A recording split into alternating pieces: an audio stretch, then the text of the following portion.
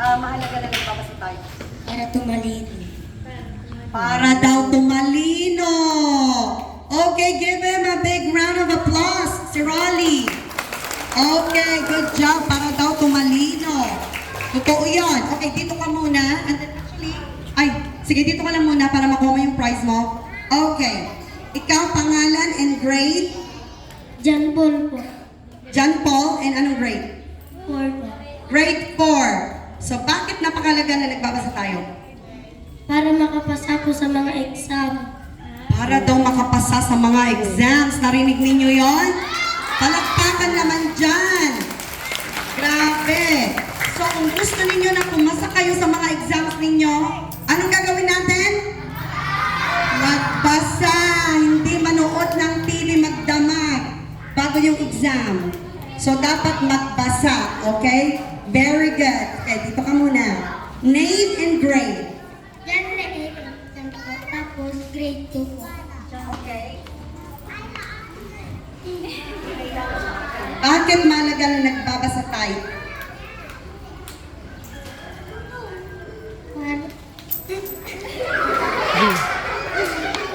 Okay lang. Okay, sige. Hinga muna. Hinga ng malalim. Okay, inhale, exhale. Okay, kaya mo yan. Takpa po sa trabaho. Para daw matanggap sa trabaho. Grabe ang mga sagot ninyo, parang may pinaghuhugutan. Napakaseryoso ng mga sagot ninyo That's very good para daw matanggap sa trabaho. Anong klase ng trabaho ang gusto mong makuha someday? Ay, sundalo. Okay, anong klaseng pagkasundalo? Marines, ganyan. Yung tatay ko sundalo yon. Yeah, so Marines siya. So lumaki kami na yung tatay ko, binibisita lang kami once or twice a year. Yes, tapos, okay, sinabi mo na rin yun. Dahil yung tatay namin sundalo, naalala ko, yung tatay namin, nagbabakasyon lang yun, once or twice a year. And I remember when I was 3 years old, kasi very talagang madisiplina yun. 3 years old ako, gigisingin niya ako ng alas 5 ng madaling araw, magja-jogging na kami. 3 years old, 4 years old, ganyan. Tapos nag-ano na ako, yung ilulublob niya ako. yung drum, pupunuin niya ng tubig, ilulublob niya ako doon.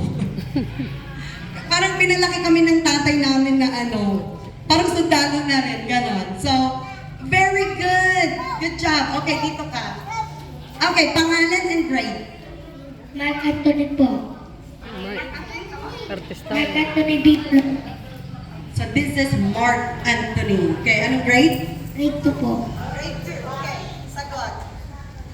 Bakit mahalaga na nagbabasa? Para matuto po. Para daw matuto, di ba? So kung gusto ninyong matuto ng mga bagong bagay-bagay, it helps you gain new knowledge.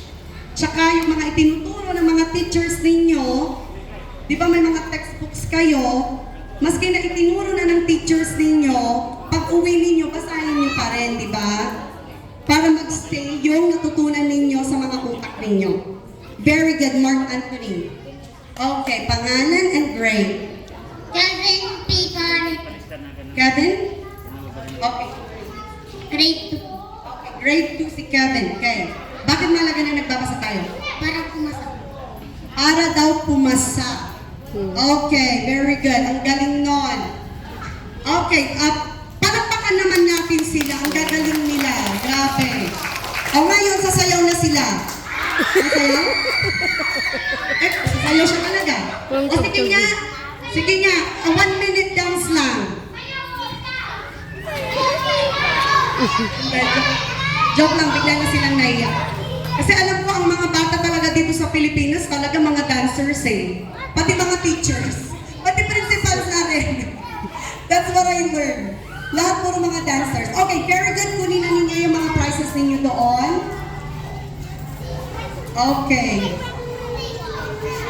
Ang gagaling naman ng mga kasagutan na yon. I am so proud of you. I'm very impressed. Okay, palakpakan lahat ninyo ang mga sarili ninyo. You guys are very good. Okay, malapit na ako magpaalam. Kasi ako madaldal talaga ako. Okay.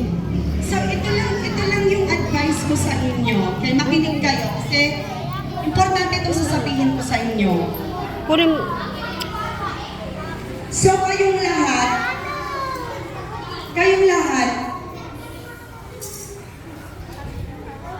kayong mga bata pa, di ba?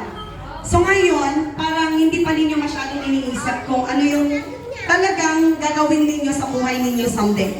Alam ko na meron yung iba dyan, gustong maging police, gustong maging sundalo, I don't know, gusto ninyo maging teachers, ganon. Pero pabago-bago lang naman yan.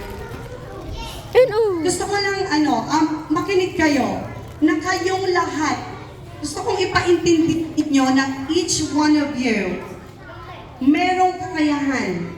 Meron kayong kakayahan na baguhin ang mga buhay ninyo. You guys have the power and capacity to change the world. Di ba? Parang masyadong napaka-overwhelming naman lang, di ba? Really to change the world. Pero, it is so true. Kung kayo nag-aaral ng mabuti, nagbabasa kayo at nag-aaral ng mabuti, at someday, okay, taas din yung mga kamay ninyo kung nakikinig kayo. Okay, give me just 2 minutes. Just 2 minutes. And I'm done. Okay, I think na-bore na kayo sa mga sinasabi ko dahil paulit-ulit na lang, di ba? But if there's one thing na gusto ko na maalala ninyo, someday balang araw, I hope na maalala ninyo na we have this little meeting. Hindi na siguro ninyo maalala yung itsura ko, di ba, kung anong nangyari. Pero isa lang yung gusto kong maalala ninyo from today. Na ma-realize ninyo na kayong lahat, each one of you, meron kayong kakayahan na makamit ang lahat ng mga pangarap ninyo at kaya ninyong baguhin ang mundo.